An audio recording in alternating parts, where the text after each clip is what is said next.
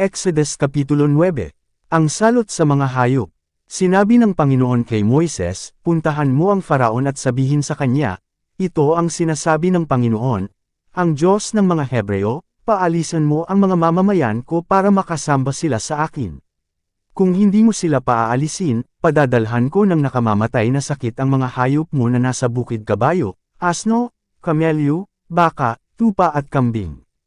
Hindi magiging pareho ang trato ko sa mga hayop ng mga Israelita at sa mga hayop ng mga Egyptyo, at walang mamamatay sa mga hayop ng mga Israelita.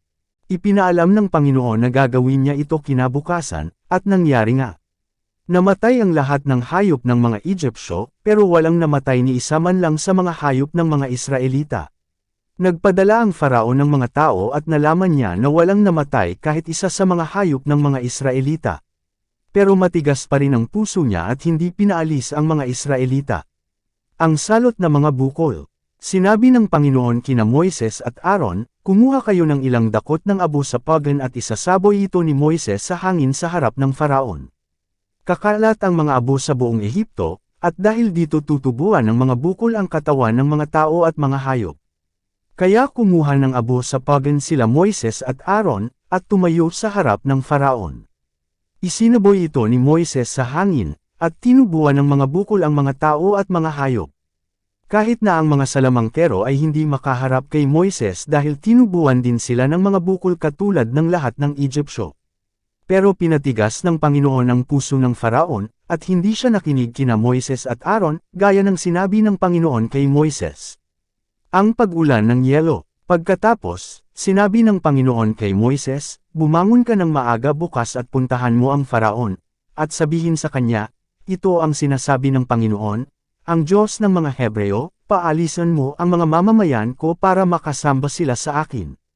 Dahil kung hindi, magpapadala ako ng matinding salot na magpaparusa sa iyo, sa mga opisyal at mga mamamayan mo para malaman mo na wala akong katulad sa buong mundo. Kahit noon pa, kaya nakitang patayin pati na ang mga mamamayan mo sa pamamagitan ng karamdaman, at wala na sana kayo ngayon. Pero pinayagan kitang mabuhay dahil dito, para makita mo ang kapangyarihan ko at para makilala ang pangalan ko sa buong mundo. Pero nagyayabang ka pa rin sa mamamayan ko, at hindi mo pa rin sila pinapayagang umalis.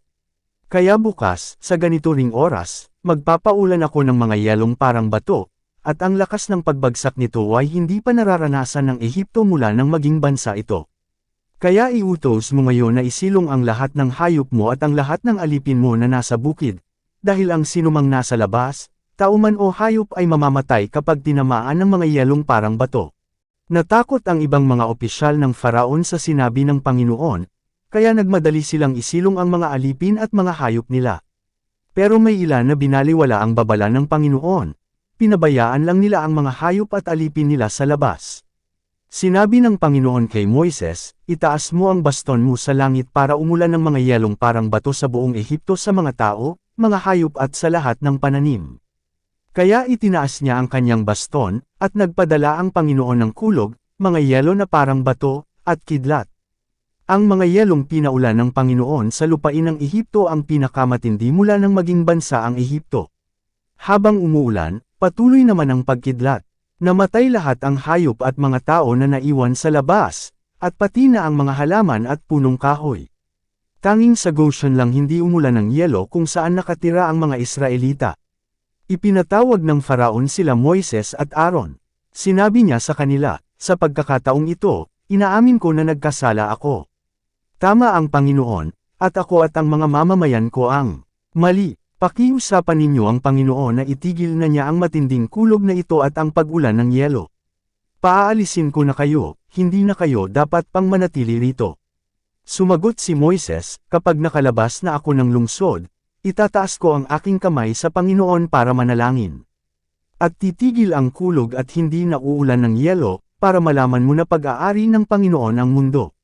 Pero alam kong ikaw at ang mga opisyal mo ay hindi pa rin natatakot sa Panginoong Diyos. Nasira ang mga pananim na flax at cebada, dahil aanihin na noon ang cebada at namumulaklak na ang flax. Pero hindi nasira ang mga trigo dahil hindi pa aanihin ang mga ito. Umalis si Moises sa harapan ng Faraon at lumabas ng lungsod. Itinaas niya ang kanyang kamay sa Panginoon para manalangin at huminto ang kulog, ang pag-ulan ng yelong parang bato at ang ulan. Pagkakita ng Faraon na huminto na ang ulan, ang yelo at ang kulog, muli siyang nagkasala. Nagmatigas siya at ang mga opisyal niya. Sa pagmamatigas niya, hindi niya pinaalis ang mga Israelita, gaya ng sinabi ng Panginoon kay Moises.